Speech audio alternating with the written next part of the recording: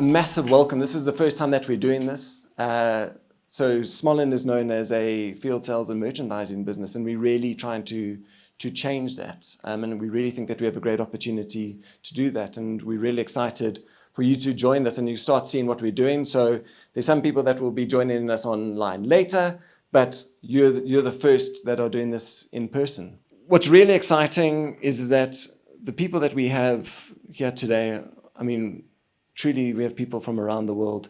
And I think, and Mike will talk to this later, but we kind of, we have a lot to learn, and I think that's what this is about. And it's about Amazon, but it's about so much more. So first of all, Enrico, welcome.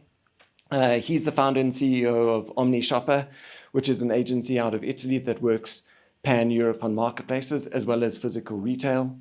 The second is Tim Shelton, who's also founder of a business called Machete Systems, which is an Australian Amazon specialist. So this business, Machete, they've done it before. They know what it looks like. They've taken on Amazon and they've taken on eBay, and Amazon has actually won. So they know what it takes to kind of win in a market. The next is Rhuan from Brazil. He's CEO and founder of Hibrido, the most amazing e-commerce agency out of Brazil that works across marketplace, D2C, B2B, etc. Truly an amazing market and a lot to learn because I think we're quite similar, Brazil versus South Africa. And then lastly, Bradley, so our local import from Cape Town, who's the Chief Operating Officer of eComplete, a business that Smollan has been involved with for some time. Good morning. My name is Mike. For those of you who don't know me, I run digital commerce globally with Justin. We've been building our strategy for, I would say, about two and a half years and been implementing it for about 18 months. So it is a very new function within our business, but it is a crucial one as the world starts to evolve.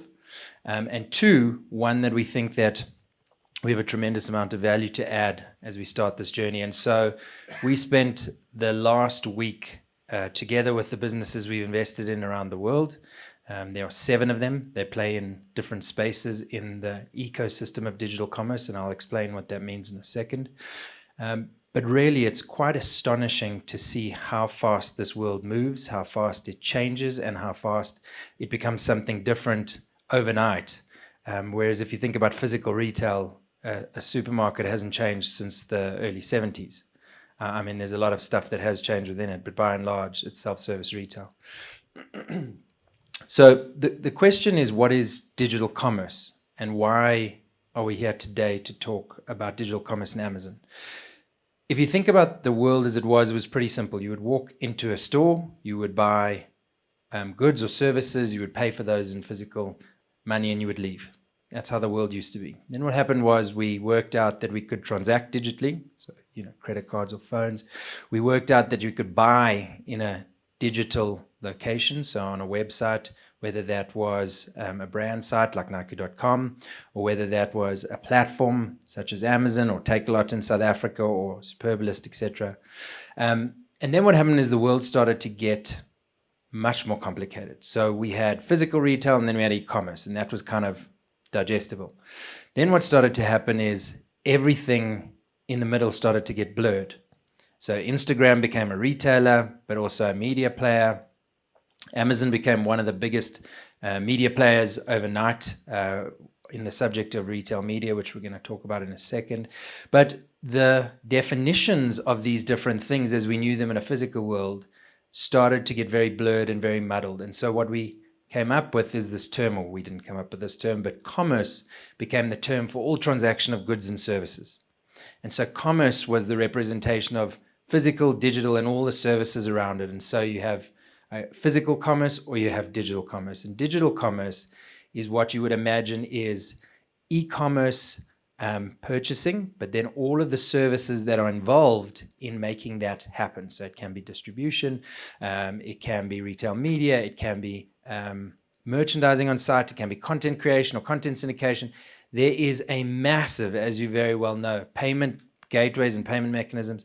There is a massive ecosystem of products and services that exist to power the world of e-commerce.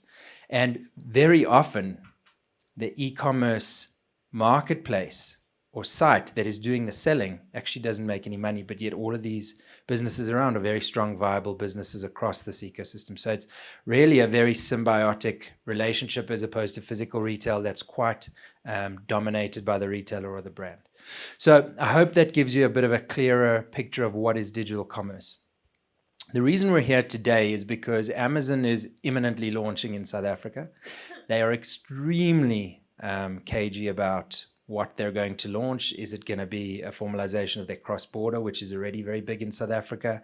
Is it going to be only for SMEs, which they've said that they're extremely focused on helping push and grow in South Africa? Do they focus on just kind of the big pillars of brands, so top 10 in each kind of category? Or do they go in a full-on assault and take on the local marketplaces that are so well entrenched in our lives?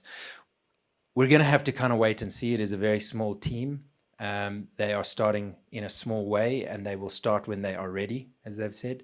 But what is very interesting for us is we, by the investment in these businesses and some of the ones that are not here today, in fact, we've got 2 partners in North America who have built, scaled, and exited an Amazon specialist in North America over the last 15 years. And that just shows you, how evolved that market is versus this. We're just sort of starting this journey and they're already exiting that journey. So we have got an amazing perspective on how this world evolves, how digital commerce starts to move and change. And so we can see, where does D2C go? Where does B2B go?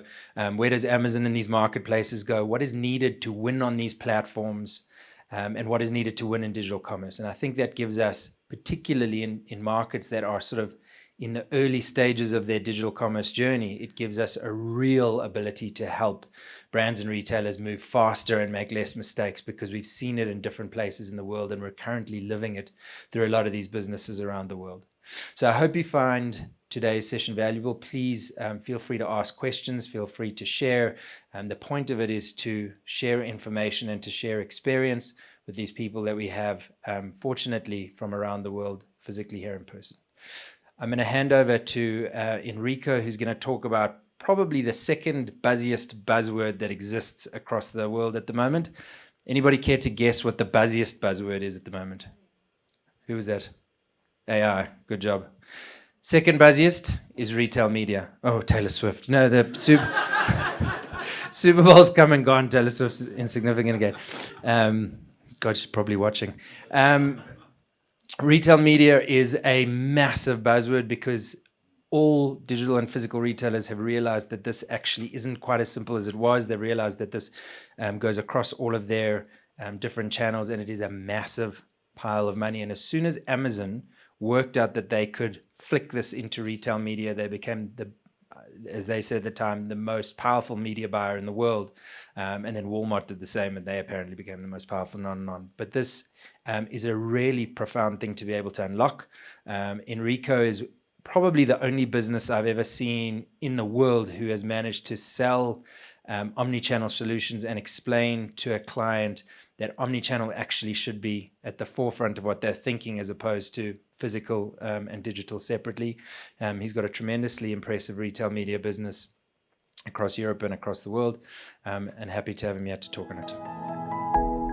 I'm here to share with you the experience that we faced in the last 6 years, because as a traditional film marketing company, we evolve during the last 25 years from the physical retail and approaching the digital one to understand how can we support the industry in order to perform in a competitive market. I love to start the speech using this quote: A level is a by level. It's part of our heritage. Every one of you come from the category management. Planogram is exactly the foundation that we take care on the physical retail media. OmniShopper is a business unit inside of a traditional field marketing company like Smollan. We understood 8 years ago that something was changed, mainly on the relationship between the retailer and the brand, and a new player take the control of the relationship. Our scope is still to transform shopper into buyer, but in a new ecosystem where the competition are more strong, more the velocity are more fast. The activity that we already are is not different before the physical world, before the traditional campaign that we run on the traditional retail chain. It's only adapted to the new ecosystem. The new ecosystem is based on a main change in the last 5 years. Is the shopper. The shopper take the role to drive the relationship between the brand. And unfortunately, the retailer is in a situation where they need to reinvent the business model. This map represents the status of the European market. I think this is the most complex, more diversified retail market in the world because it's very fragmented. We have a lot of different language, rules, law, VAT. VAT is different country by country. It's very challenging. And in order to approach this market require a lot of work on test and learn. There is no other way. Digital commerce requires test and learn. There is not a magic formula to find the solution. The unique point is to maintain the focus on the shopper. And as Mike anticipated, the retail media become now the most important part for the retailer in order to increase the marginality. You know that the margin on retail market is so squeezy. And for the brand is a great opportunity in order to reach the shopper in another way. The main challenger of the ecosystem was Amazon. Amazon, when established the Amazon retail media, set on the market new rules. The main important rules was the transparency on data. It's very challenging on retail media because to collect the data about stock and sell out, the basic about the retail data is very challenging. Sometimes it's very expensive. Amazon introducing this concept in this market, combining the media, audience, and return on advertising spend. This model created a fast way in order to generate more attraction to the brand in order to invest more in this area. And is working perfectly in the Amazon flywheel, where the product is on the shelf and the traffic generated the business. We have experience in the different markets and channel, different brand, compared to the past where the agency are more focalized in one chain on one sector. Today, thanks to the data, we are able to interact with the shopper for different purposes because the audience are not just vertical in one segment. They are agnostic. They want to solve the needs inside of the journey. Everybody says that shopper is king. We change a little bit the perspective, understanding about that, because it's the shopper is king. How can we influence the shopper?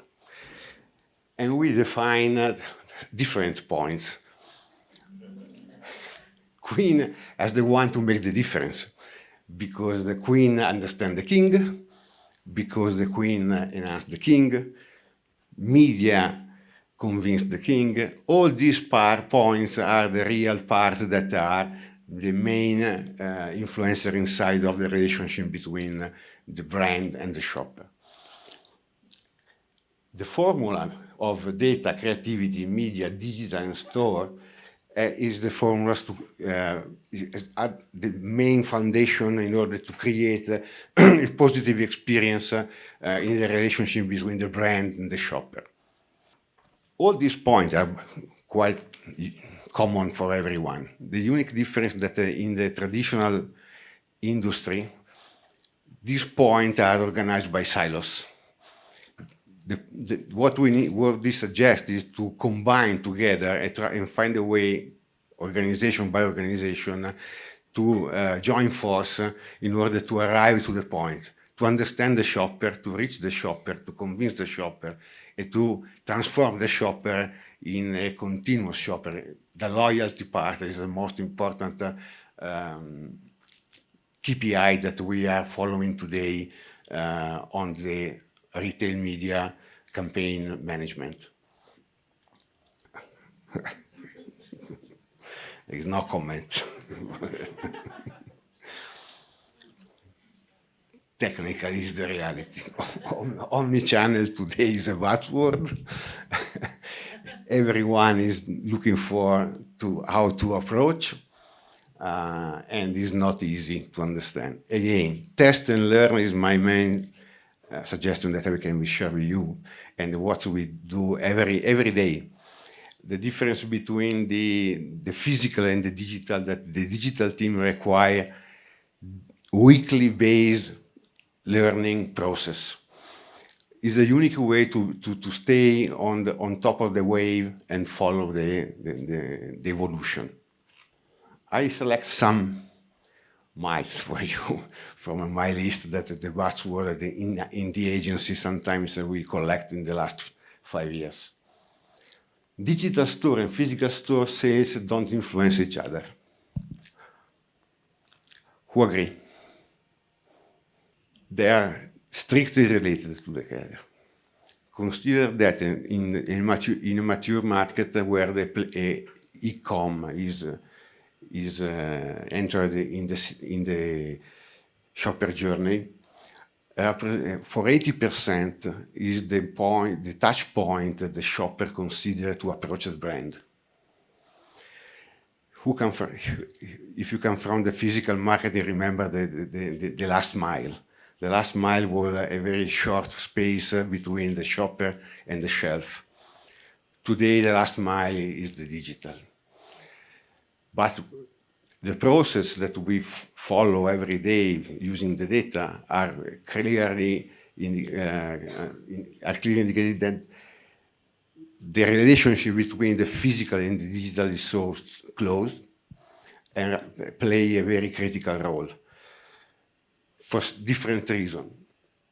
The recommendation is to create a similar experience between the online and the offline in basic availability and visibility. There is a big gap between what I see online and then maybe I pass through the store and in the store the product is not available. This one is the main issue that we have in Europe today. Use data. Data is the unique point that creates the idea where the gaps are and how to fix it. It's a long journey because you know that speaking about with the retailer is not easy to convince to open the listing, to increase the space on the shelf and so on. But with the data, it's more clearly that there is a gap. They lose sales because the product is not available. Digital retail will replace physical retail. No. They live in symbiosis. Physical and digital offer different experience, but together are the mix of the journey, the mix of the experience that provide provide to the shopper the consistency in terms of experience. It's important to have an integrated digital physical retail offer. Again, what if I run a promotion offline and I need to be consistent online? Use tools in order to track the data constantly. there are different moments. Today in Europe, we are working on live data. Live data is still that the delay between the 2 hours, and sometimes during the traditional events, like for Amazon Prime Day or for back to school, we have a team dedicated to monitor for 1 week before and during the events what's happened inside of the relationship between shopper and brand. And it is so important to adapt in real time, offer, tone of voice, promotion, price, and visibility. Amazon will just crash the price. Yes or not. Technical Amazon set a new standard in competition.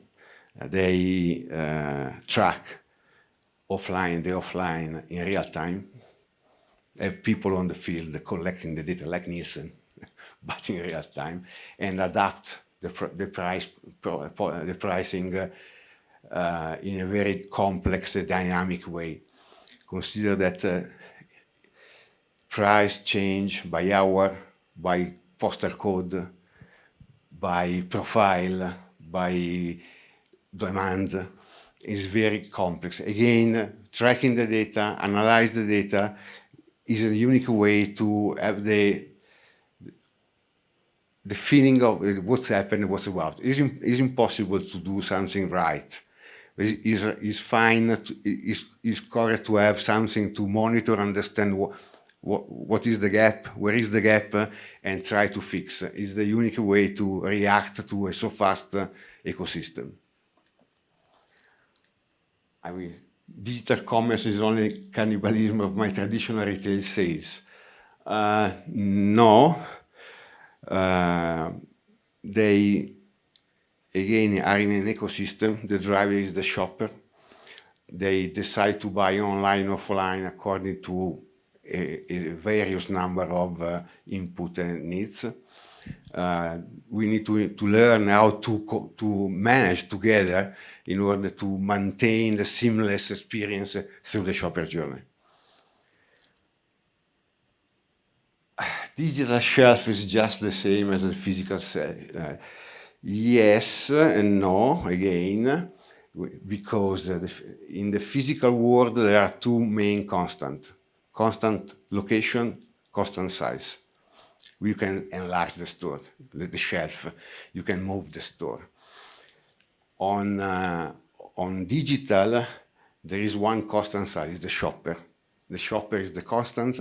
The constant, he has the needs, and they decide to buy where, when, is in different weekly base. For example, if you buy something in weekly base, it's very common to buy online or offline according to different variables, but it's very diverse category by category.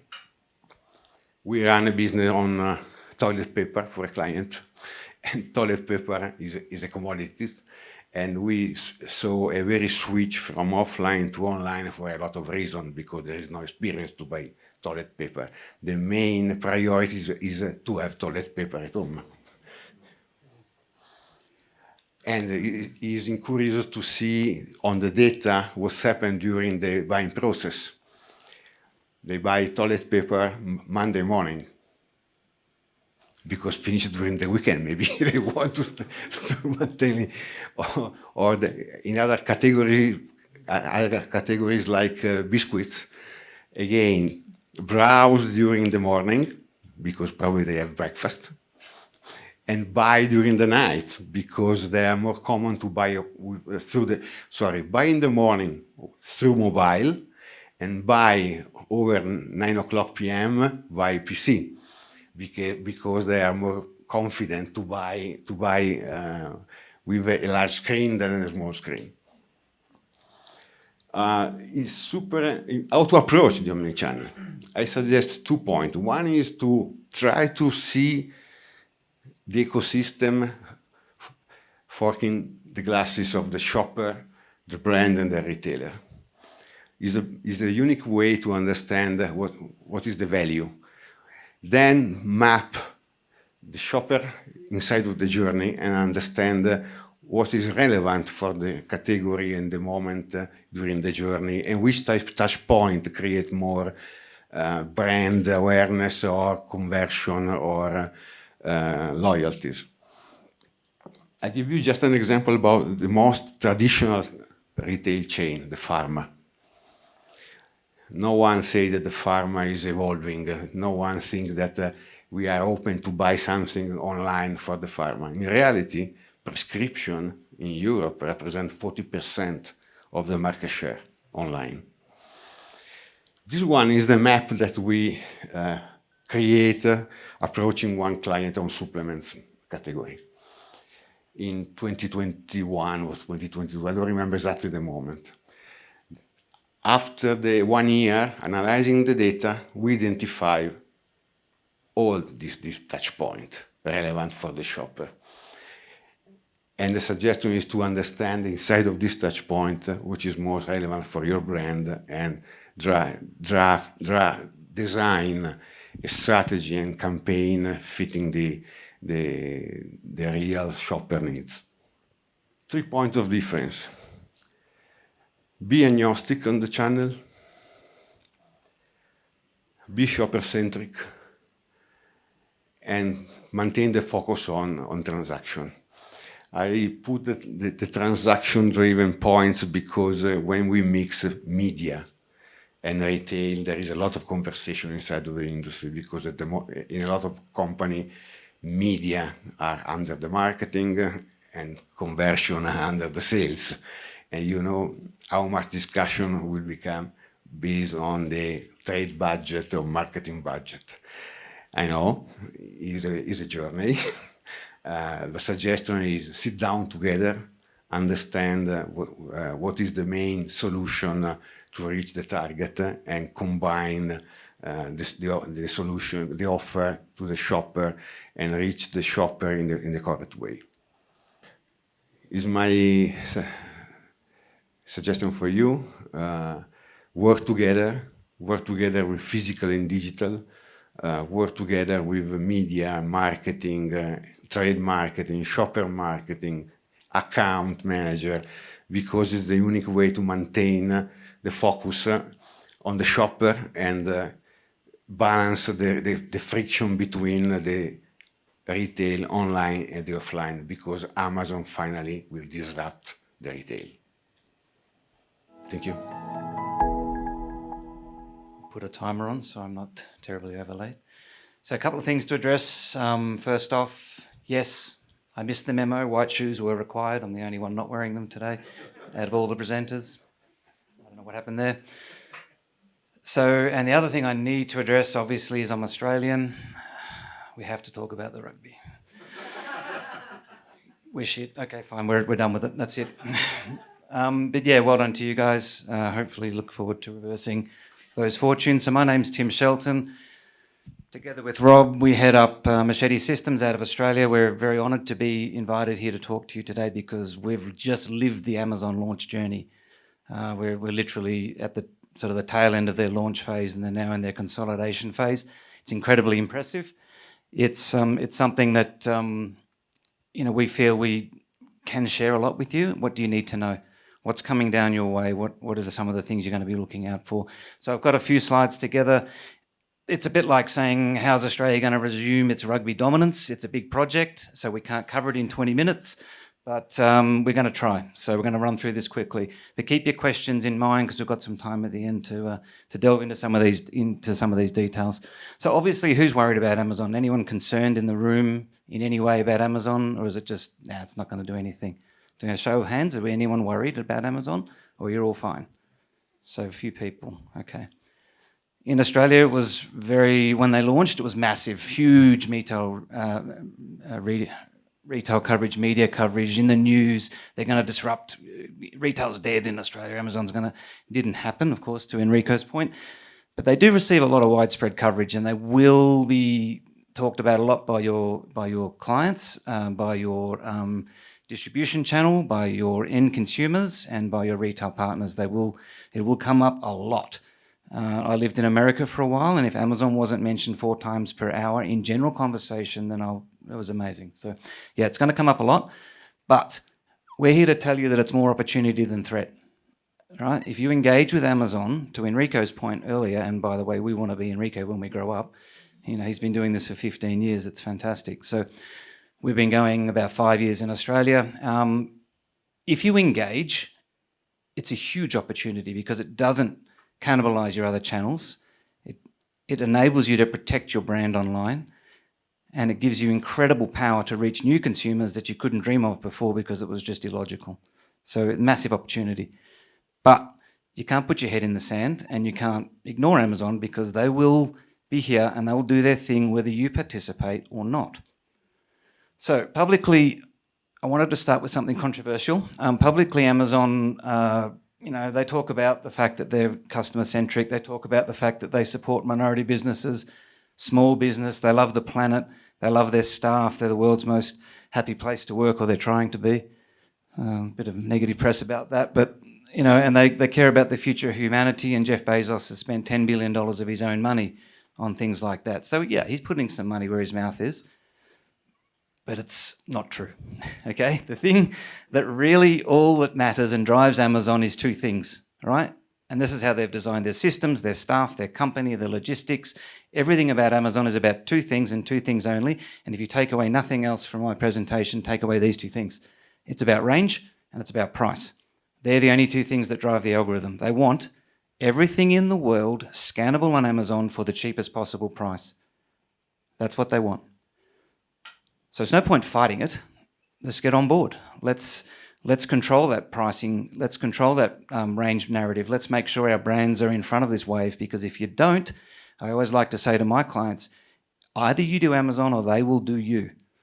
And we've seen that in Australia with a lot of our clients where they just didn't engage early on, and now they're coming back to us and saying, help. Well, it's a lot more expensive now. We could have done this early.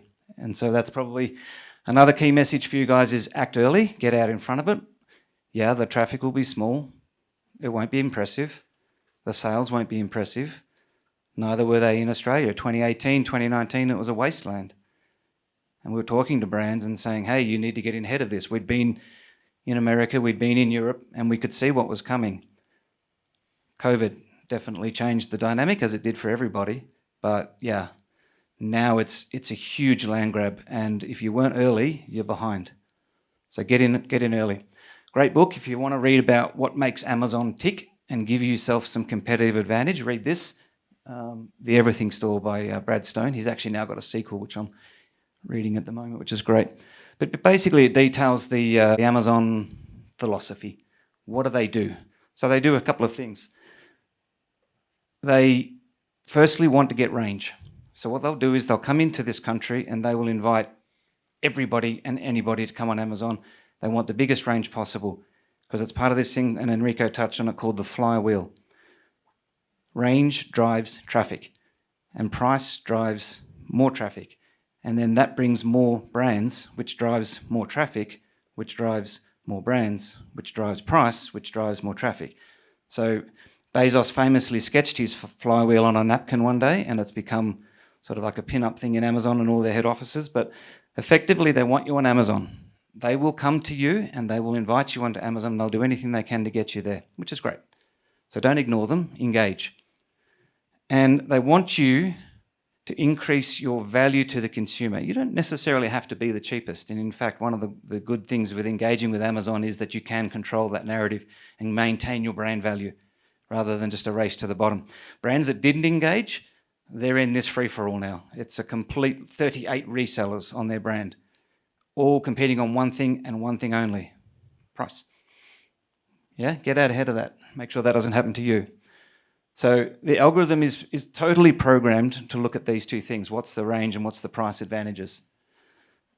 So today we wanted to spill the beans on what are the 4 things that matter to Amazon. And it's this enormous algorithm that drives the whole company. Frustrates us to death sometimes because it's an algorithm. There are very few humans who can influence this algorithm. In fact, none. And so we have to deal with this computer. And this computer is asking 4 key questions. What did you search for as a consumer? What did you click on? What did you then go and buy? All right? And the one that everyone forgets but is actually critical, did you like it? Because if you can answer positively as a brand for those 4 questions, what's going to happen is the algorithm says, when they type in that, if I show this, I'm probably going to sell it and they'll love it. So next time somebody types in that, I'm going to show this and they'll sell it and they'll love it. Because guess what? Amazon makes money when they buy on the platform. So we have to look at these things. We have to be very, very aggressive about making sure we answer positively for these 4 questions. And that's what I guess we in Australia do for all our brands, is to make sure that we get a yes on all of those. What Amazon doesn't care about, and this is a little bit uncomfortable, they don't care if you're the leading brand in South Africa. They just don't care. Because if you don't make money, they'll give that traffic to someone else. They don't care about your margin. It's not, as Bezos famously said, your margin is my opportunity. Okay? So we've got to get ahead of that narrative. Your brand guidelines, we never show this product with this product. They don't care. Okay? And you can't change it. So you're going to have to learn to play in their sandbox. They don't care if you're causing channel conflict. But if we put our product on Amazon, we'll upset clicks, or we'll upset some other major retailer that you've got a very precious relationship with. They don't care. They will put you on Amazon anyway if you don't. So watch out for that. It's not like they're mean. I'm just saying they've got their, they've got their drivers. They don't care about your customer policies. They have customer policies and you need to conform with them. So you need to learn what they are and you need to play. And they don't care about your company policies. Their policies are all that matters. And so it's been an education piece for us to take our clients and our brands and say, yeah, I know you do that on this marketplace, or yeah, I know you do that with this distribution channel. We can't do that here. Or what you can't do there, we can do here. So it's a new platform. It's a new playing field.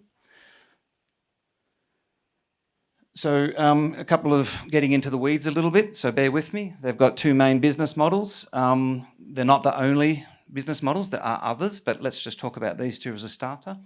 So you've got vendor 1P. Amazon buys the stock directly from you. And then you have seller 3P, where you sell the stock on Amazon. And I'm going to use the word consignment very loosely because it's kind of consignment, kind of not. So both models are incredibly powerful. At the moment, 3P represents about 65% of Amazon's global revenue, which is a surprise to most people. And 1P represents the balance. And the reason is because Amazon's famous flywheel effect, and they've done this in India, they've done this in Australia, they're doing it in Singapore right now, they will do it in South Africa. They start with a 1P, they spin up the flywheel, and then they add all the 3P brands in to drive traffic. So that's what's going to happen here. Both of the systems use Amazon's world-class FBA fulfillment system, and that's what Amazon is above anything else, is they're not really great retailers. We beat them all the time in their own content. What they are is absolutely 20 years ahead of anybody else when it comes to logistics. And both systems use that. So it's not like you have to, oh my God, if we do 3P, we're going to have to be going to the post office 20 times a day. No, that's not how it works. You're still shipping in pallets. It's the same deal, just a different model. You need to learn which one's good for you, because they may be both good for you. And in most of our clients, it's both. And we call that the hybrid model. Yeah. They've both got advantages and disadvantages, which we won't get into today. It's far too technical. Amazon doesn't care which one you use, by the way. It's not like, we go 1P, that's more enterprise, and 3P is more cottage industry. Rubbish. US brands now are absolutely aggressively chasing 3P via the hybrid model now. Right, so how do you play? What are the 3 things you need to do? Well, there's more than 3 things. It's like going back to my rugby comment. The basic things, you have to have your listing designed to suit the algorithm. Obviously, the algorithm is the king here. So SEO, and it's not the same SEO as Google. It's not the same SEO as Facebook. It's different SEO that we need to design into every single product display page. Because the difference with Amazon SEO is it is a brand information website with a credit card loaded right beside it, ready to click. That's pretty powerful stuff. 70% of American consumers now start a brand search on Amazon. Not Google. Start on Amazon. So you want to be on Amazon if they're going to be starting there. If you're not on Amazon and you've got a bad representation, you're really going to be left behind. US brands know this. I mean, that's why they're engaging. You've got to have the best human-friendly content too, because there's no point having the algorithm deliver up rubbish to people that they can't read, or it looks garbage. Is that my time? No. So there's no point having the algorithm deliver rubbish because it won't convert. And going back to my 4 questions, conversion was one of the key. So you get all this wonderful traffic and we get clients asking us, oh, just put us down for all of these keywords. No, we can't. Because what will happen is you'll get served a bunch of traffic that doesn't convert and the algorithm will say, no longer for you, you're at the bottom of the page. So yeah, make sure your content is completely dialed in for humans to buy. So we get brands that come to us and it just drives me spare. They do $15,000 single page magazine ads with 4 beautiful images and video, and they pay for models and everything like that. Comes to Amazon, they give us a couple of iPhone shots of their pack.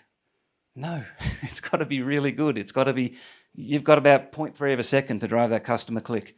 So make sure you've got your media ready to go. You've got all your brand assets ready to go. Start designing it now because it takes time and it takes money, and it's worth having ready. So when you do engage with Amazon, you've got it all ready, okay? And then this is a whole another 5-hour talk, but it's paid content. So when Amazon first started, or when I first started selling on Amazon in 2014, you didn't even need to advertise. It was completely organic play.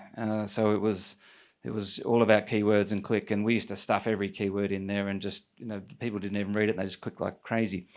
It's got a lot more mature now, and so I think Mark Zuckerberg and Jeff Bezos sat down one day for a coffee, and Mark said to Jeff, have you monetized your website yet? And Jeff said, what do you mean? And he goes, well, you've got all this traffic. Start making them pay for it. And he went, oh, that's a good idea. And so now, fast forward, over 55% of page 1 on Amazon is paid. When I first started, less than 10%, and that's in 10 years. So retail media, Amazon has become the largest, or nearly the largest ad buyer in the world. Yeah, and they're going to be $100 billion ad buyer before long. So that's what they are. They're a retail media company. So you've got to get your paid content right, because if your organic strategy and your paid strategy aren't aligned, it won't convert and you don't win. And again, going back to what I said before, Amazon does not care if you don't win. They'll find someone else. They're going to have every brand on there. So what does it look like when you win? So when you're finished, when you've engaged and when you've done it all properly and you've got everything dialed in and your ads are working and your keywords are working, you can type in a generic term like weight loss shakes. This is our client, by the way. And they're everywhere. When we first started with these guys, they were not even on page 1. So the playbook for you guys is to get your brand like this, because then people, you've heard the old adage, where do you hide a dead body? On page 2 of Amazon, because nobody looks there, okay? So you've got to be on page 1, and you have to be above the fold too. It's not really good if you're below the fold on page 1. So those top 6 listings, you have to be there. That's what it looks like when it wins. We're even, with this particular client, typing in competitor brands, and they were coming up, because the algorithm has figured out, oh, well, wait a minute, if I show this one, it converts well. And so the poor old competitor's getting smashed by our client. So that's what it looks like when you win. So that's your gold standard. Get your brand to that. So where does Amazon operate? Pretty self-explanatory. Obviously, the green's coming soon. The good thing about Amazon is you shouldn't think about it as just a South Africa play. If you've got a great brand, there's the world. Cheap, easy, repeatable. You don't have to sign complex distribution agreements. You don't have to work out, all of the logistics of going into North America. You don't have to work out minimum MOQs and things like that with your retail distributors. Do it yourself. If you want to go into another country, give us a call. We'll help you. Yeah. Obviously, I style my hair after Jeff. We're very in sync.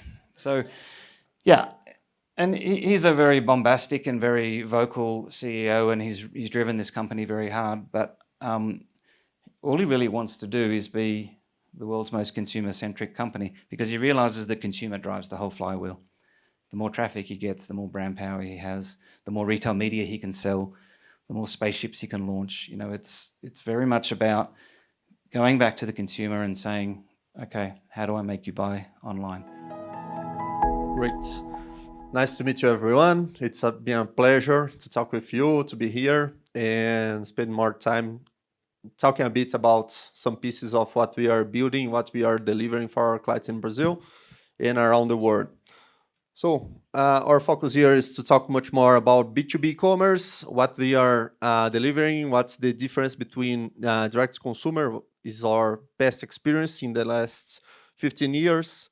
So talking a bit about me, I'm co-founder with Nicholas, our commercial director here, and another 3 partners in Brazil, and actually CEO of Hibrido.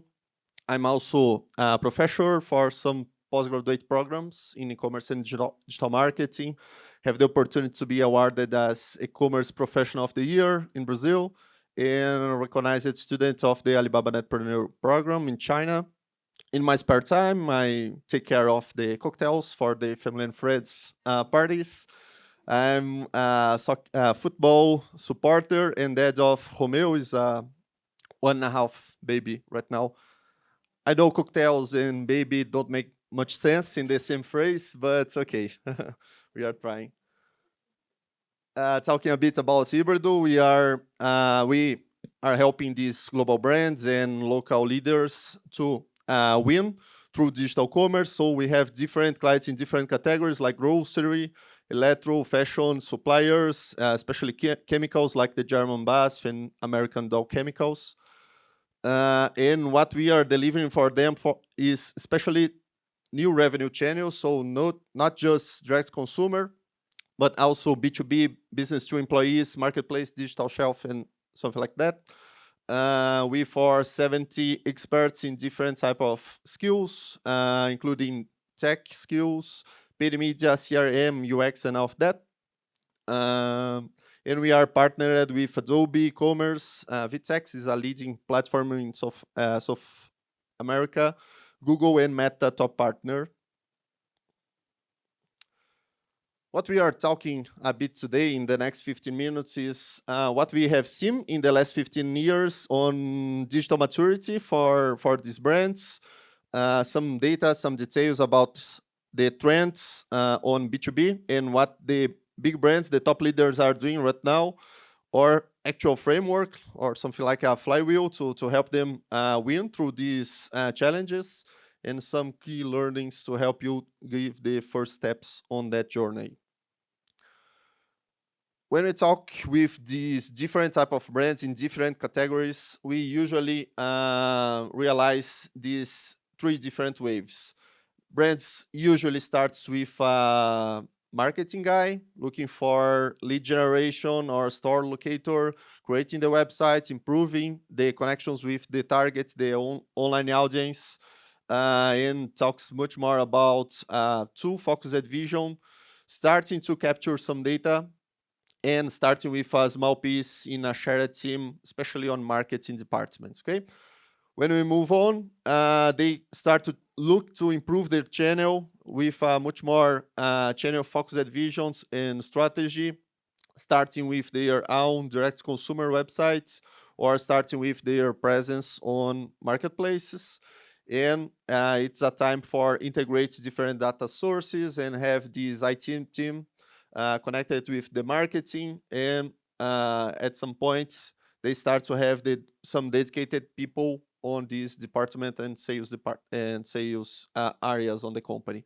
And especially post-COVID, we have this type of challenges and discussions about digital commerce when they have this all-in-one approach, vision of different channels working together, when they include B2B, digital shelf, omnichannel initiatives, and they have this strongest perception of the importance of data and influence on high-level leadership of the company. Okay, so some clients asking in especially this time, but some of them and global brands are working much more in that stage.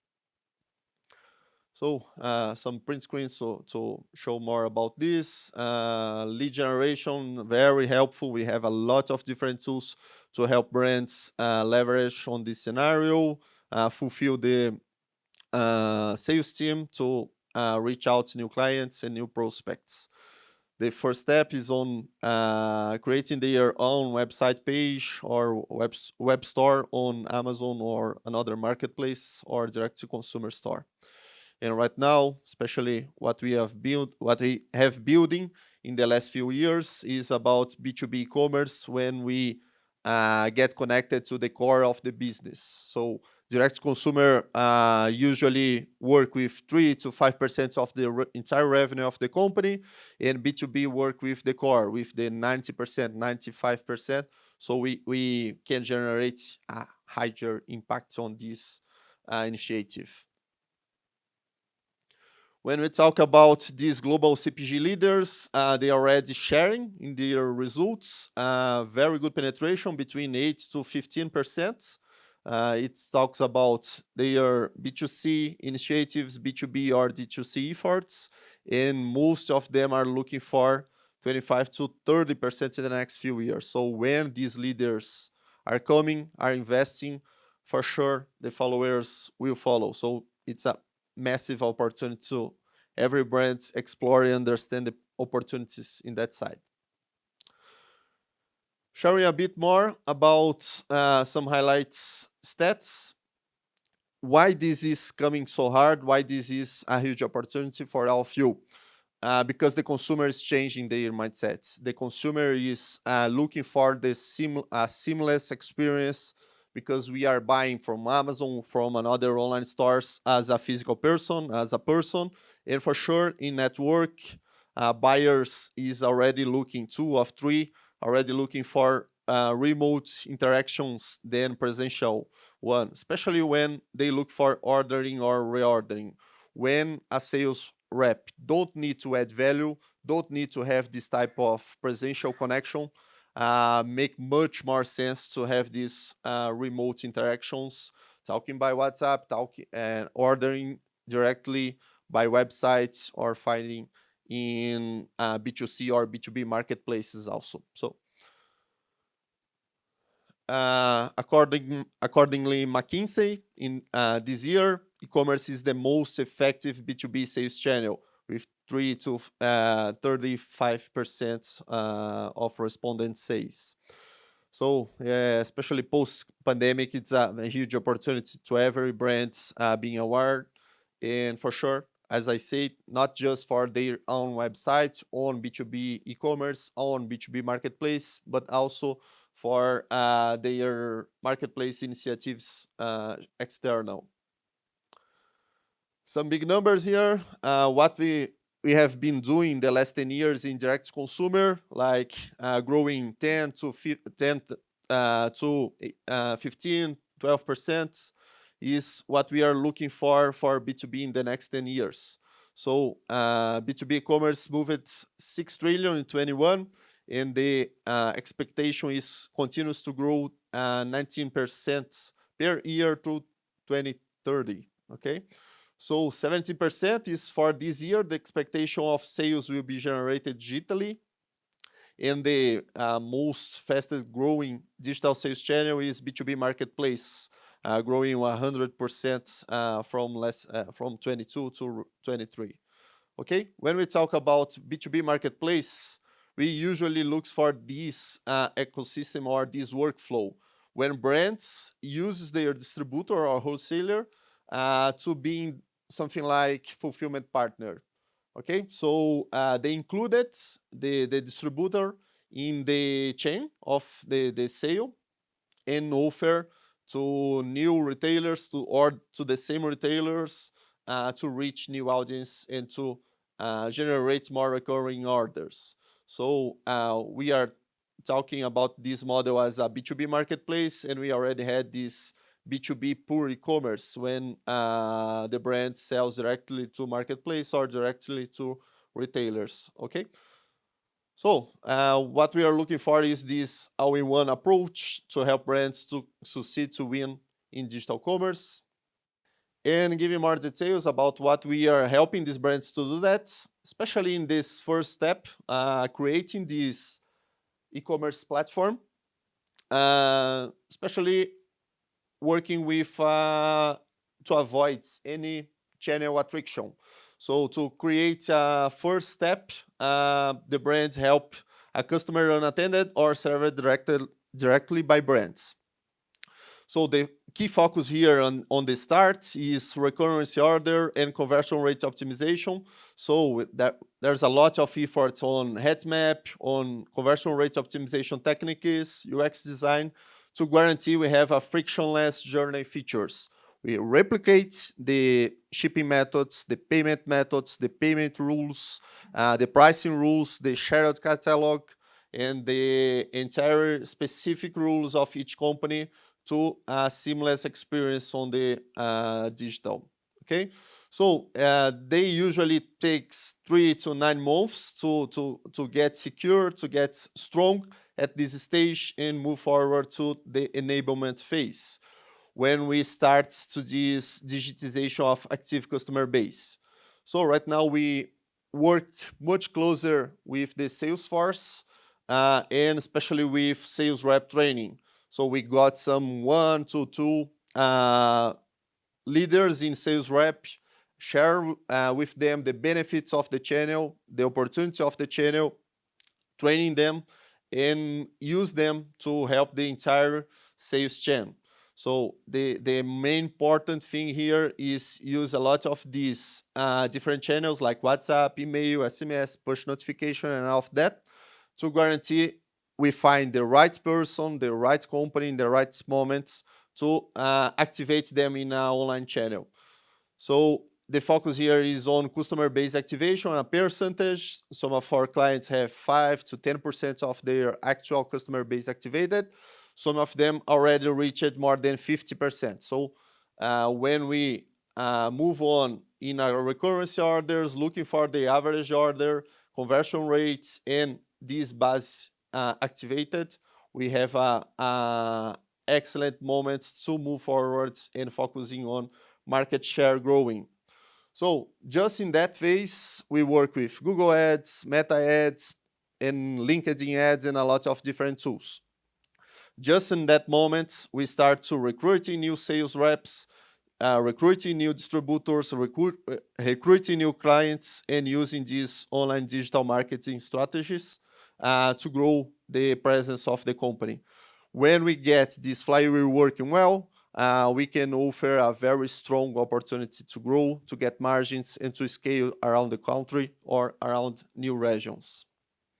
Our top topics here is, especially when we are living in uncertain economic times, what we are living right now, it's a huge evaluating in our channels and offer this for the entire sales force, these opportunities from digital tools like inside sales, digital self-service, marketplace. And what we are looking to help these brands to start is mainly hire and educate internal experts, give them autonomy, give them a budget, give them opportunities for upskilling, and guarantee this guy could help the company on the digital mindsets, could help them to move forward inside the company.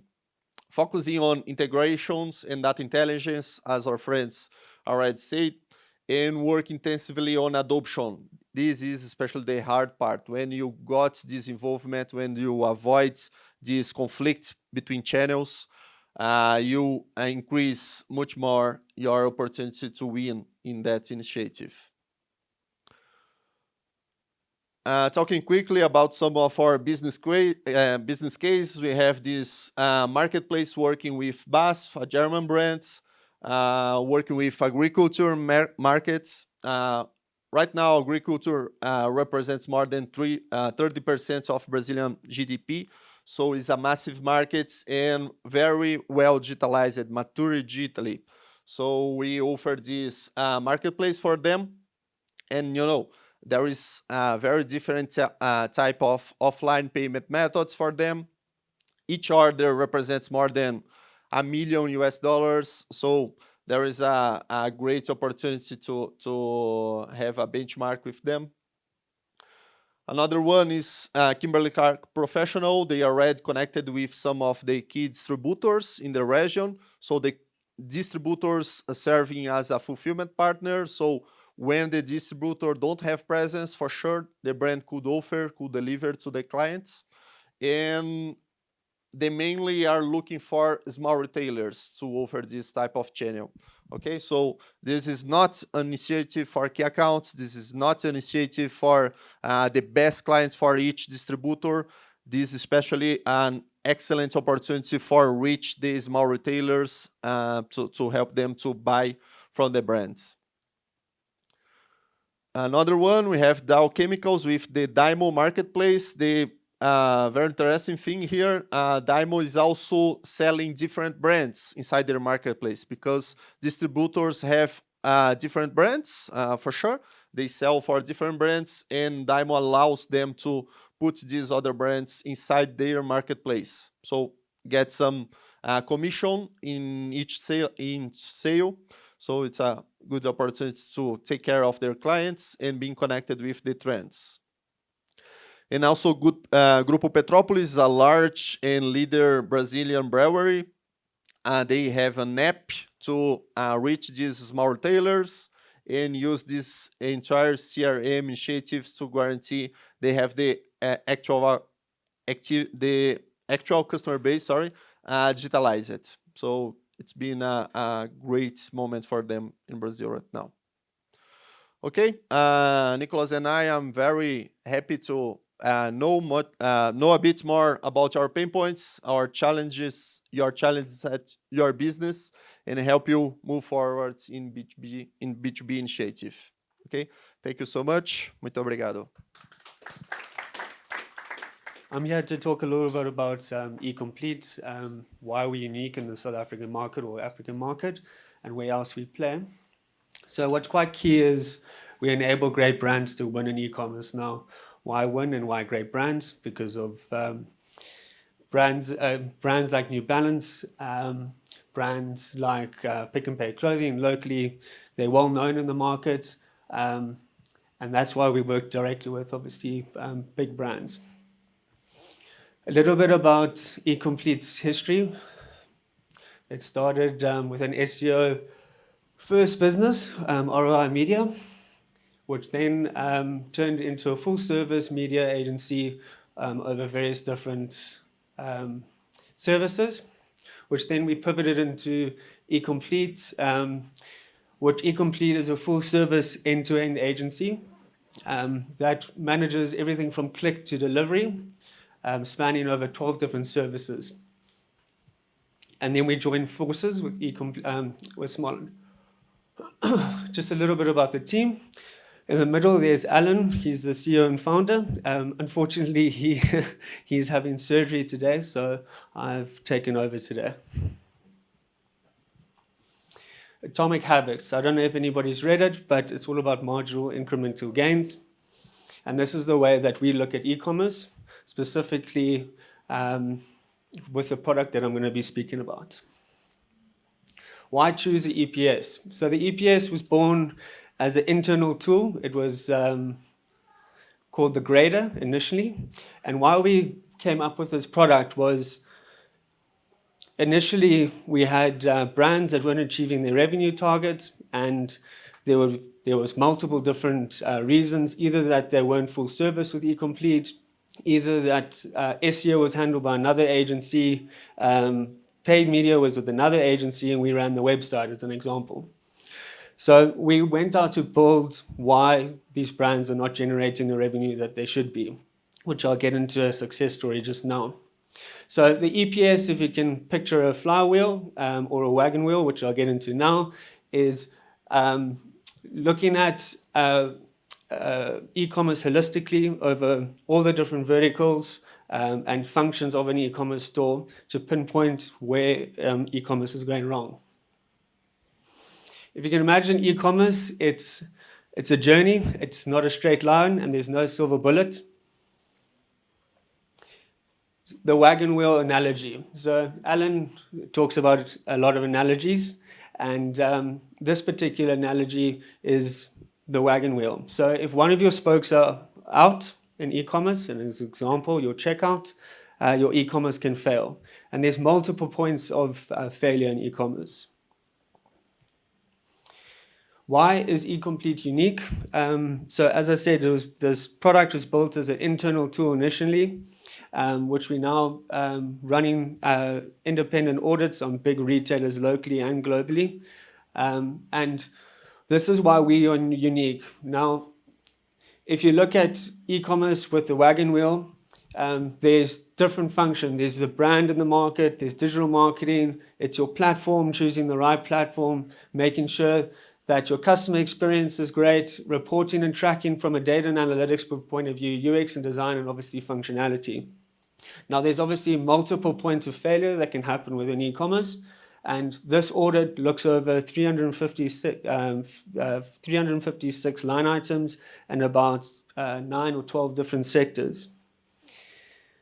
Now, it's important to understand that there's external problems. So clients are either not happy with their revenue, they're unable to impact change, there's a huge information overload in e-commerce, they're reactive and not proactive, and I see there's a spelling mistake, they don't have the right partners, no accountability with the teams, and I think accountability with the internal teams is really important, and it's where we struggle with some clients, and complacency around the current situation. So they say, we are generating revenue, e-commerce is running fine, but we're not getting the exact incremental growth we want, and we're focusing obviously more on retail.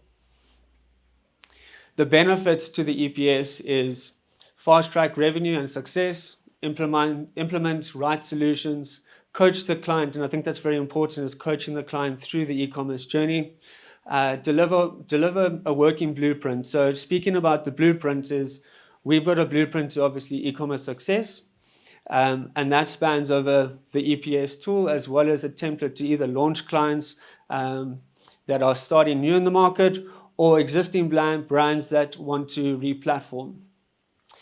Lower cost to implementation and the results driven, and there's low risk, obviously. So the way that we have, and this is just a little bit of a background of one of our clients, New Balance. The first month they had an unrealistic goal of generating X, and they achieved Y. And what we went and did, and going back to the grader and the EPS, is we looked at what's wrong with the website, why customers aren't converting, what's the reason that they're not converting, which I'll get into the partners just now. So we went and found out the best search that we could possibly find out, so on-page search.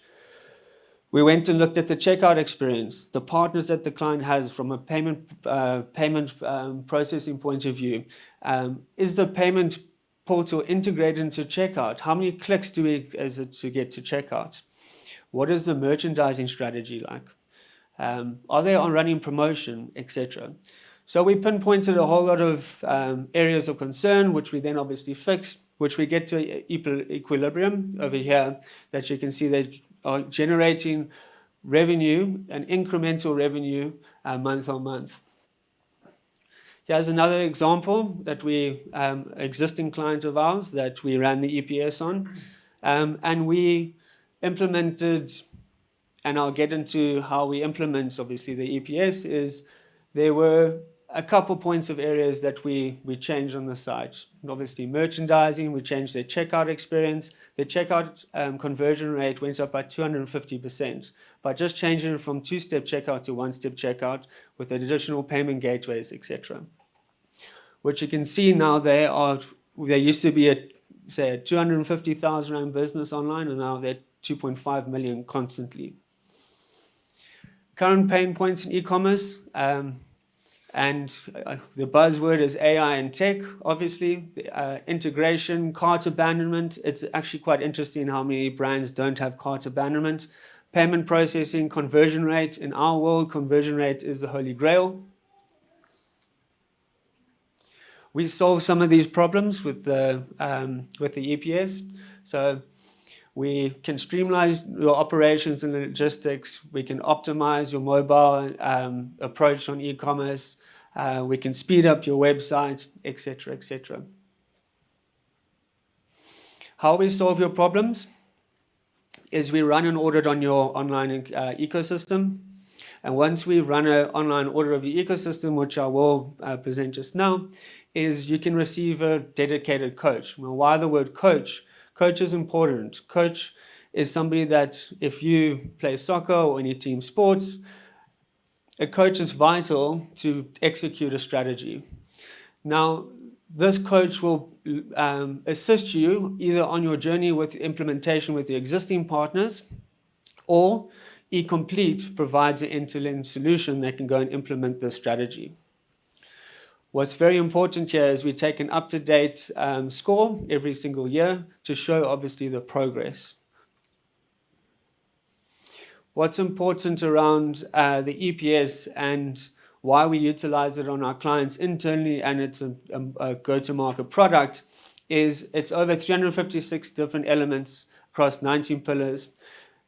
Every item has a weighted score, so it's important that free delivery, as an example, versus integrated payment checkout could have a different weighting towards your checkout experience. Each element is obviously graded. It's segmented by status, so if it's done, if it's in processing, or if it's been completed. It's segmented by entity. It's prioritized impact versus time. So how long is this going to take to implement? Is it going to take weeks, days, months? How much is it going to cost to implement this? And then we have all the technology solution providers, and we have over 72 different partners globally that we work with. Here's an example of the audit and one of our clients. So what was quite important there, you can see a lot of red there, which is high impact around checkout. You can see on the left-hand side the different sectors. If it's required or not, the weighting, the priority, who's responsible. And I think the responsibility is the most important. Is it the client that's responsible, or is it eComplete, or is it another third party?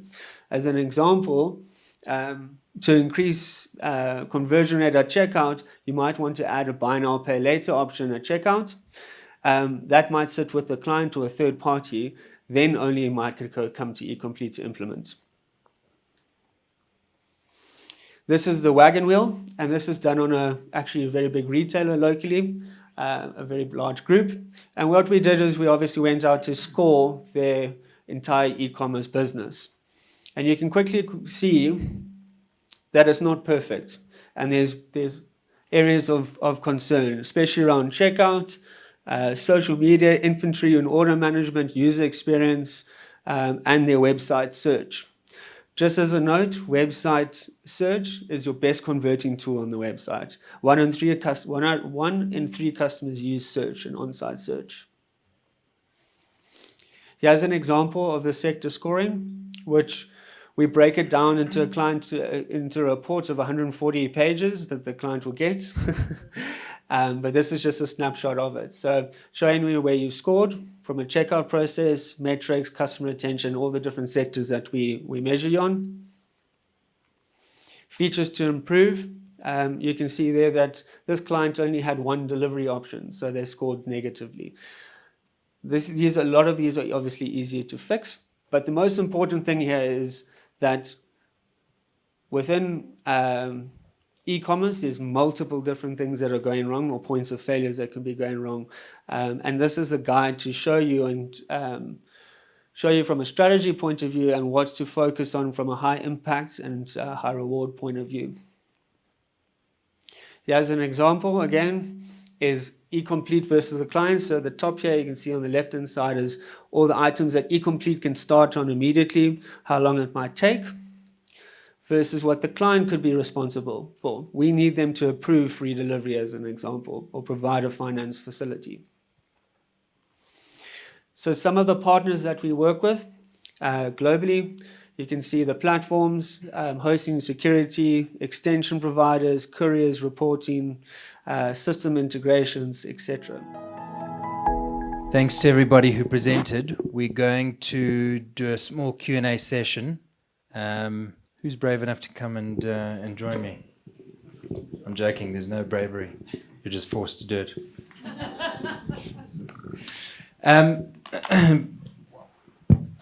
Before I get going with my questions, I'm curious, does anybody have any questions you'd like to ask? I mean, I know we've been sort of talking about Amazon, but we're also talking about the things that in a digital commerce strategy or call it a go-to-market digital strategy, what other things can influence your business or can enhance your business. So if you do have any questions, please feel free to put up a hand and ask. These are all experts in digital commerce and very happy to discuss it.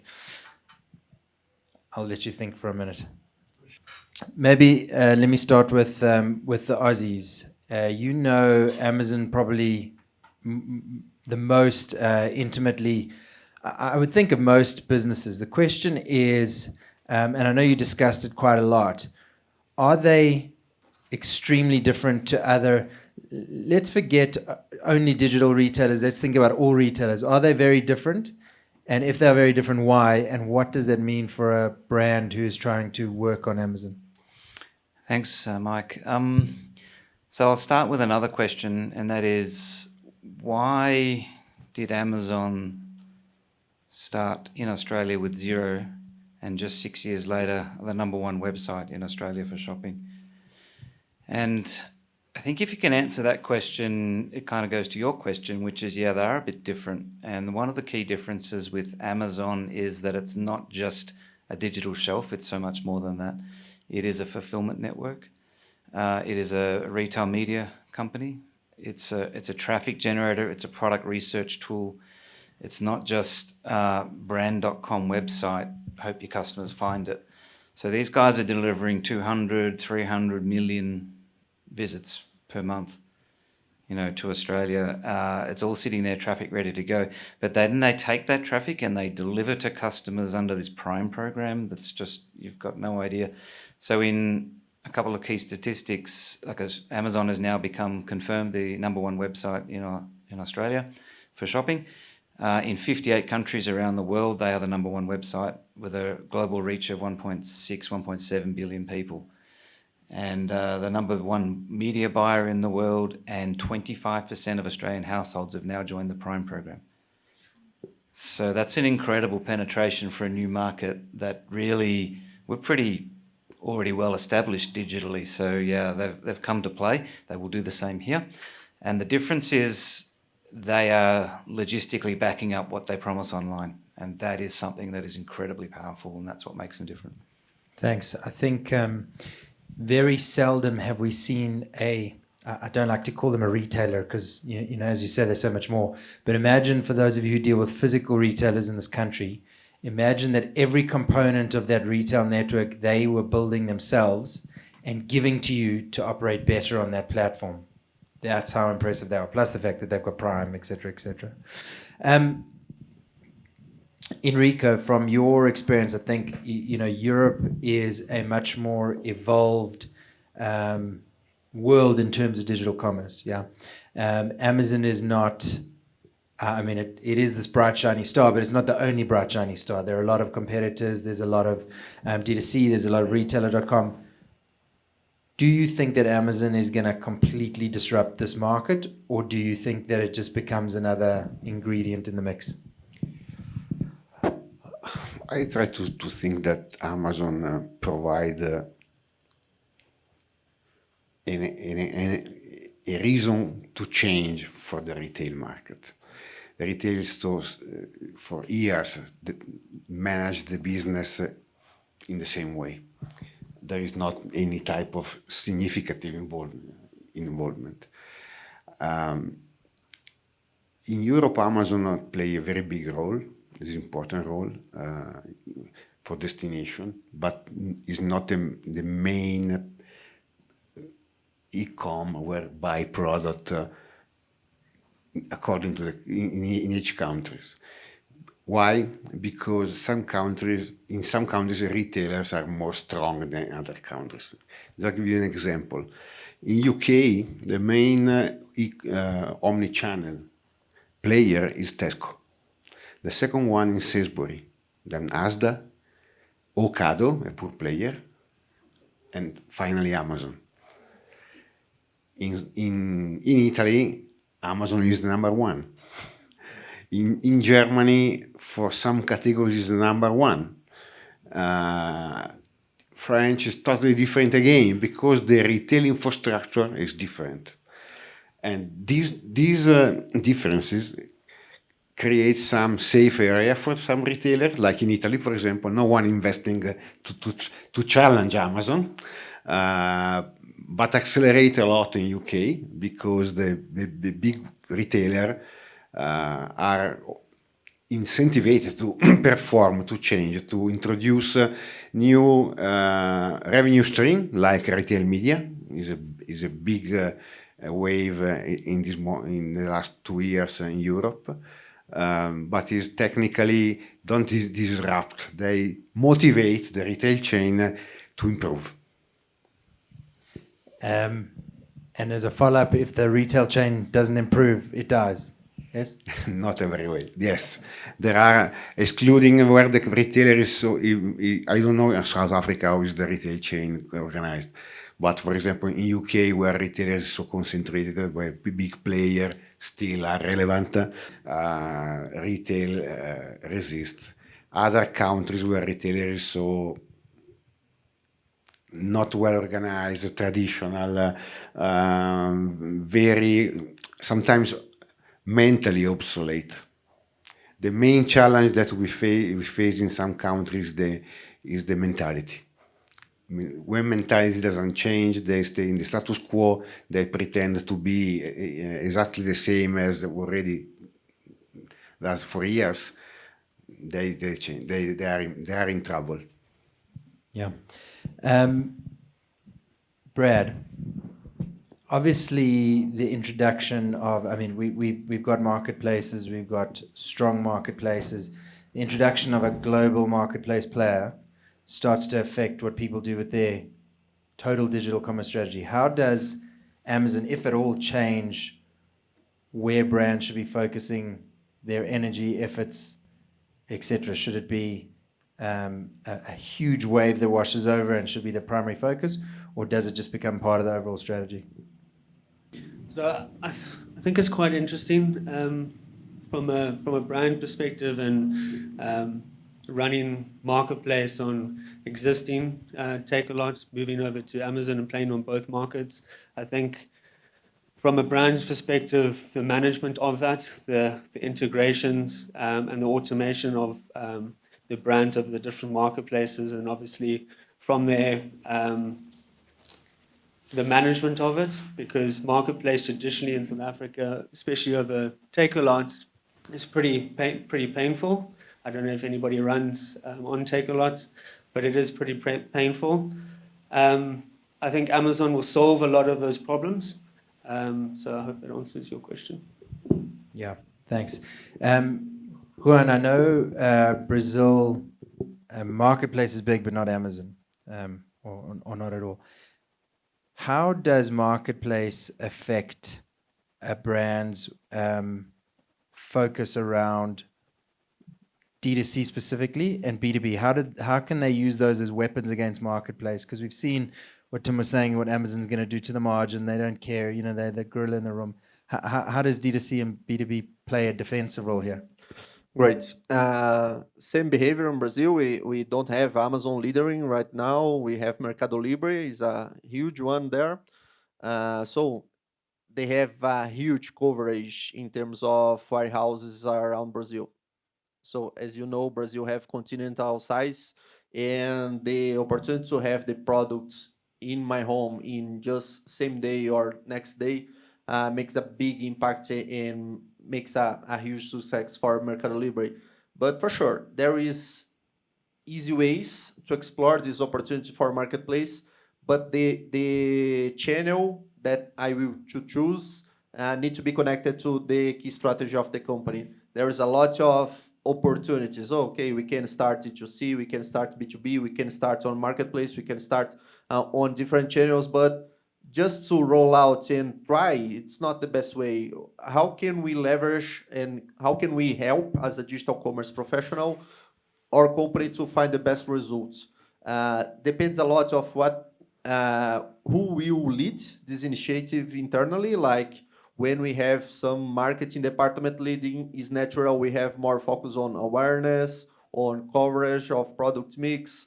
When we have sales department leading, we have probably much more focus on revenue, on volume. And as Tim said, Amazon don't care about our brand reputation, brand power, and all of that.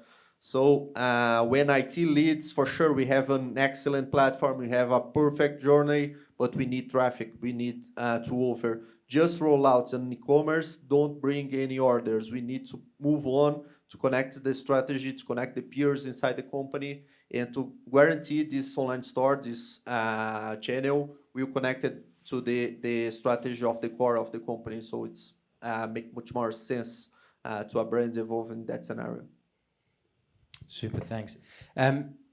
Enrico, I want to go back to you because, like I said in the beginning, OmniShopper is one of the first businesses that I've seen who has been able to really deliver an omni-channel solution. Now, for those of you who operate as a brand, you'll know that, call it physical and digital, are still very separate. Very few operate them together. But if you think about it, digital is just another sales channel. It's not, it's not a separate function. And so at some point, like in the US and Western Europe, these functions will come back together again, and we will hopefully think of the world as an omni-channel world as opposed to this one's physical, this one's digital.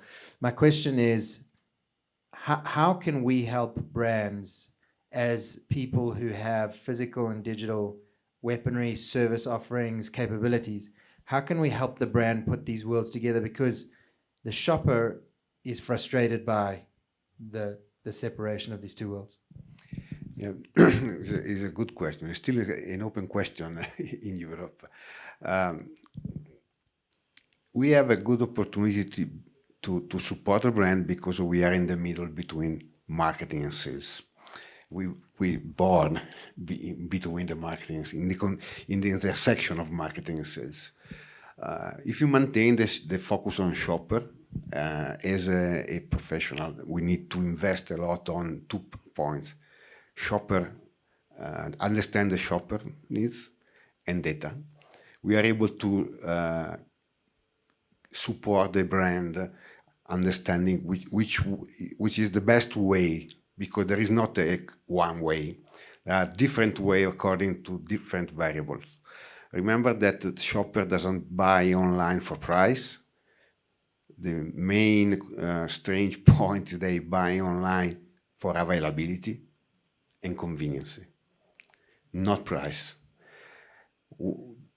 What we can do, we stay in the middle. Our main stakeholder in the industry is today for us is the shopper marketing, because is the point of reference inside, able to understanding the shopper, but combine the conflict or manage the conflict between the marketing and sales, because the point is that they are still open discussion about the internal organization. We are close to the shopper marketing function because we are arriving from the same experience and investing on shopper insight and data analysis is the best way to support the industry to understand which way is the best way to follow in order to reach the target. Thanks. I think this is going to be one of the biggest challenges as we face, is to all think about how we combine these worlds and then how we use data and insight to be able to execute in this world. And I give you one flavor about one client 5 markets, 8 brands. In 1 year, we collect 1.3 billion signals on data about the shopper, how they buy, where, when, which other products are inside of the basket, at what time, in which day, everything. This is a capital, is a new gold mine, able to support the industry to analyze the situation and drive the strategy. I was going to add, Mike. So in Australia, every single client, I don't know if I can think of an exception to this rule, but every single client we're either working with or have worked with that's engaged with Amazon has seen their brand store increase and their retail sales increase every single time. So it is a comprehensive strategy of B2B, retail, and marketplace. It's not focus on one at the expense of the other. It's always both. And the ones that don't, the cautionary tales, are brands we're working with now, 6 years later, category leaders on the supermarket shelf by 25% to the next competitor. But on Amazon, less than 2% market share. So it's not like they're dead in the water by not engaging with Amazon, but they've just missed out. And so it is a comprehensive strategy across. I mean, just to sort of follow up to that question, because interestingly, I have this debate a lot internally and with brands about FMCG brands in an e-commerce world. Very difficult to make any money by selling these products. Does Amazon and similar marketplace help the physical world? Does it have no effect on the physical, i.e. supermarkets? Does it have no effect on the physical world? Or are they just two very separate games that you need to be both good at, both of them? No, they're totally interrelated, and there's lots of data on the internet if you want to go and take the time to look, of brands that have analysed Amazon promotions and then had a look at their supermarket sales. There's a definite link. So people are using Amazon as a research tool, and one thing I didn't say that I meant to say in my presentation was people are using, over 75% of the time, they're using generic search terms on Amazon, so they're brand agnostic. They don't type in your brand coffee, they just type in coffee. They don't type in your brand soap, they type in soap. So, yeah, they're looking at Amazon as a research tool, and then half the time they're buying online if it's late at night, half the time they're in store buying up. There's a link, and if you're poorly represented in any one of those, you're totally missing out. So and there's lots of data on that. I think it's spot on. You know, from an awareness perspective, consumers. I mean, I see it in my own behavior. I'll see something on social media, I won't buy it via whatever the site is, Instagram or TikTok. I'll go out of that and I'll go into the brand site, or I'll go out of that and I'll go into Amazon. So these things, flow. Or if I was sort of checking something at a traffic light, I would stop at a local supermarket, versus buying something online. So these things are all interrelated with each other, and it's important to be good at all of them and not just some of them. For you guys who are running D2C as part of your businesses, one of the questions I get asked when I talk about D2C is, yeah, but I can just buy, a Shopify site and sell whatever I want on there. Why would I need a D2C specialist? Why do these companies even exist? Shopify is making it so easy for me to execute a D2C site. So what is such a big difference between what you do and what the average basic consumer sees as a D2C site? I think the biggest thing would be learning. So anybody can start up a Shopify store, list their brand. They're not going to know about the integrations, the right experience for the customer, potentially unified commerce. If you look at the EPS and what I was discussing with the EPS, e-commerce is a journey. It's not just there's no silver bullet, and Shopify might come out with a lot of this functionality and the requirements that you might need, but it's about putting that strategy together and implementing it the right way. So I can use an example. When Alan first started the business, eComplete, he looked at all the successful brands, like a Superblis, like a Take-A-Lot. What are they doing right? And the biggest thing that they said is it took a long time and a lot of money. So if you're willing to skip a lot of money and the complexity. This is why eComplete and Hibrido operate well in this space, is because we've gone through all these learnings. So we can scale your revenue quicker and faster without all the complexity that you would have to manage and weigh through. So yeah, just sorry, adding a few points. For sure, when you go to marketplace, there's a strong opportunity to get scale, to get revenue, to expand to other countries, but you don't control the rules that on marketplace. You don't control buy box directly. You don't control your listing at some point when you are dealing with competitors. So when you start direct consumer website, you own your reputation. You understand much better about the customer profile. You understand the behavior much more. You get the control of the data. So you are on charge on that. So we usually suggest to the brands works in the both, understand the potential and the opportunity of get scale, of get revenue, but also keeping control of your brand, keeping control of your opportunity to get closer to the clients and to guarantee they have the entire access to your portfolio. So there is a opportunity to explore the both channels. I think it's very interesting. So I was curious to hear your answers. One of the sort of arguments, particularly in South Africa, is people say to me, we don't need a D2C site and we don't need marketplace because retailer.com like 60/60 is now 20 or 30% of my business. So quick commerce, supermarket, quick commerce. And it's growing like mad, and so e-commerce is sorted. And what I try and explain to them is that's not their customer.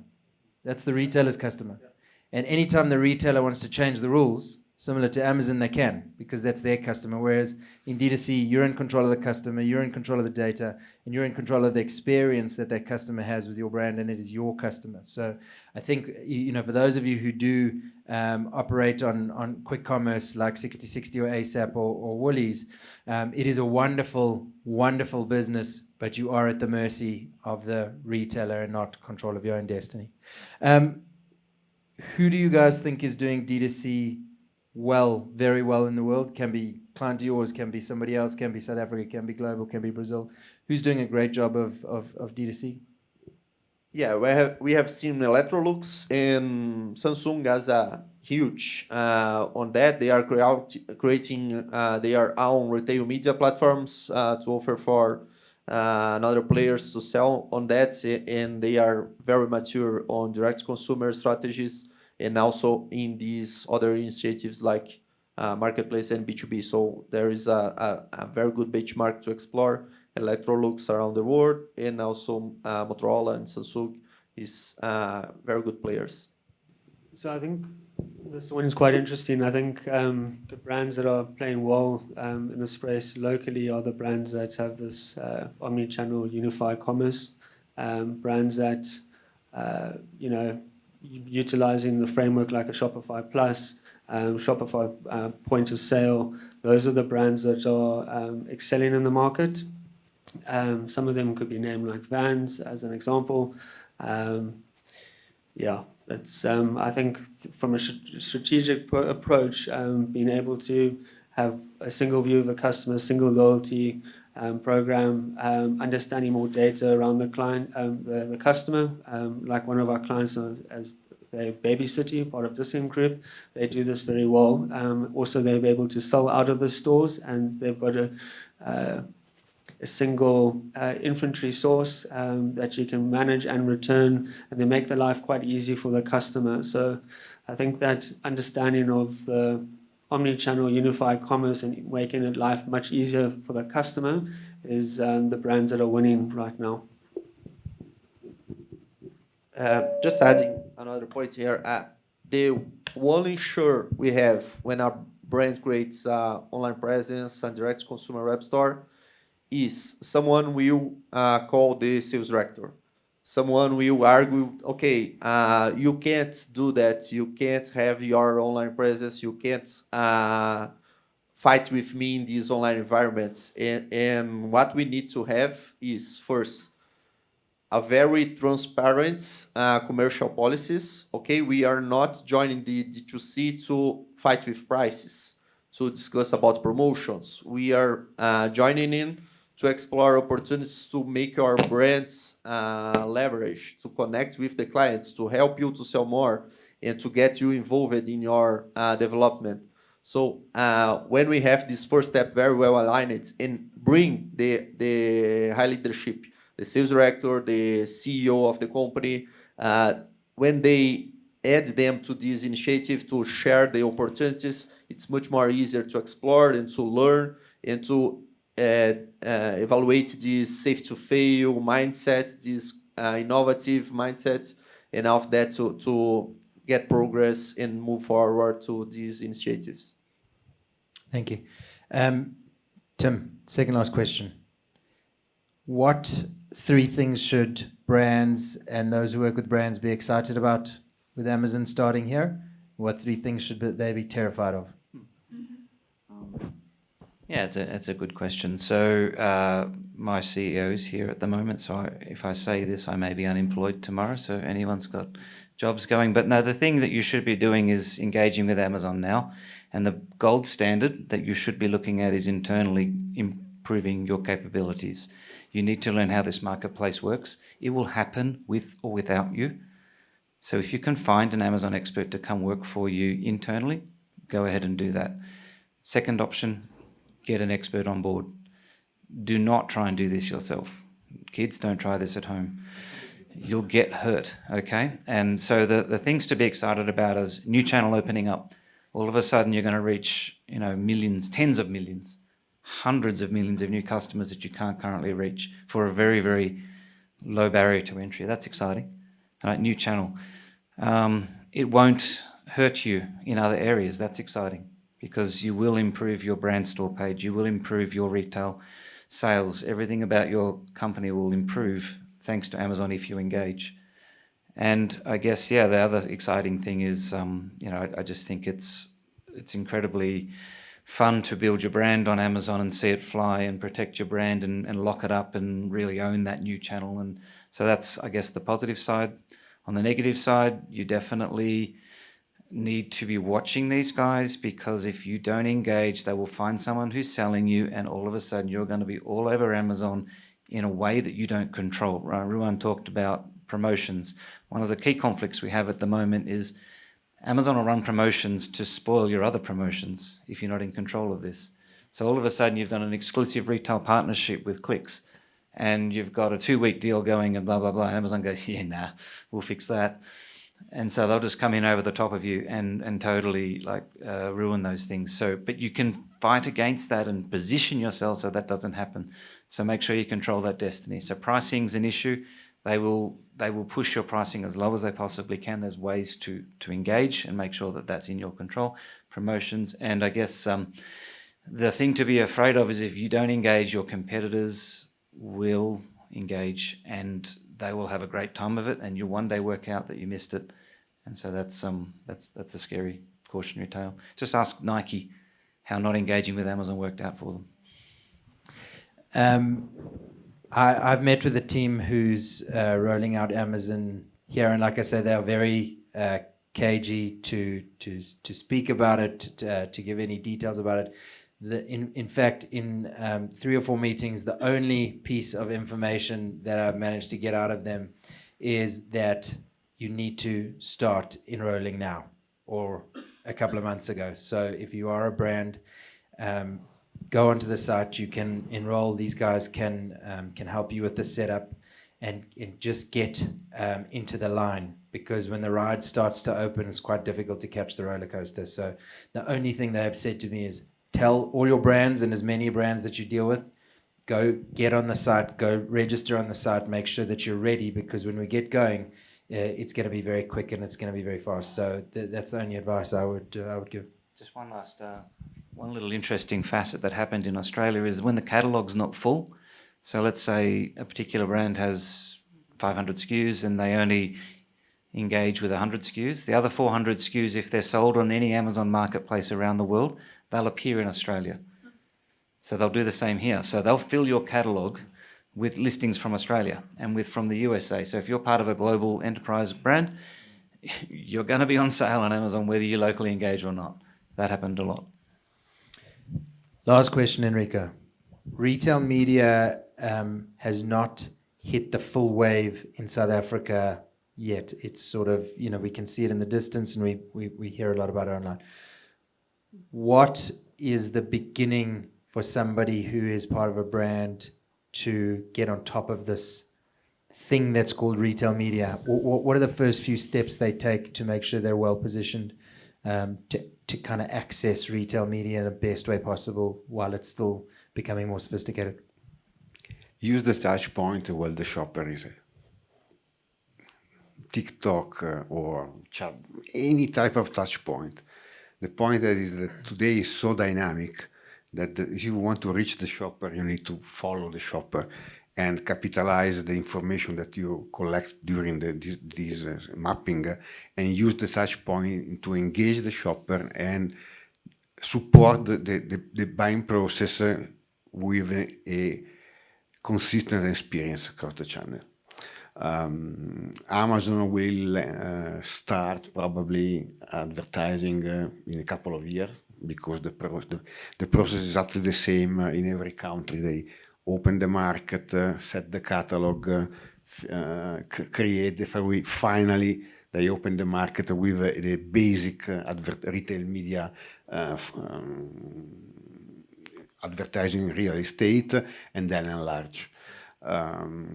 But consider that there is not only Amazon. Consider that all the media able to provide first-party data are in the future the main relevant influencer for the strategy, to create the strategy and generate traffic. Probably, I don't know how much of you are working on the marketing side. You know that the cookie-less policy is coming this year. Google deprecate cookies, and to create an audience will be very difficult. The option today are D2C. D2C are the starting point to collect your data, your signal, and understand more about the shopper. Match your first-party data with other party data retailer. I don't know. Probably the Amazon input accelerate a lot. There are retailers like Auchan in South Africa. So it is a part that is the evolution about retail media. The media will grow up on data, not on space. It's not a billboard. It's not the. If you want to have a benchmark in terms of which evolution will follow the retail media, you can see, for example, Asda in UK. They balance very well physical and digital. Today we are able a brand is able to plan a campaign from a floor sticker to a banner online in the same platform, in the same way, and collecting the data, understanding more about the customer. Thanks. I think the other thing that we haven't spoken about today is digital audit, which I think is going to be a massive component of ensuring that your brand's presence is right, that the pricing is right, the selection is right. There is so much time, money, focus, effort spent in physical on understanding what the perfect store looks like, and very little in the digital world. So I think that's an important component too. I'm going to hand over to Justin to close, to my colleagues for being here from around the world. Thank you very much. Thank you for your knowledge, your IP, your wisdom. It's a pleasure to have you all here. Great. Thanks so much, guys. So just some last takeouts from our week together. So we all, as we said, spent last week together in Cape Town. The shopper remains core.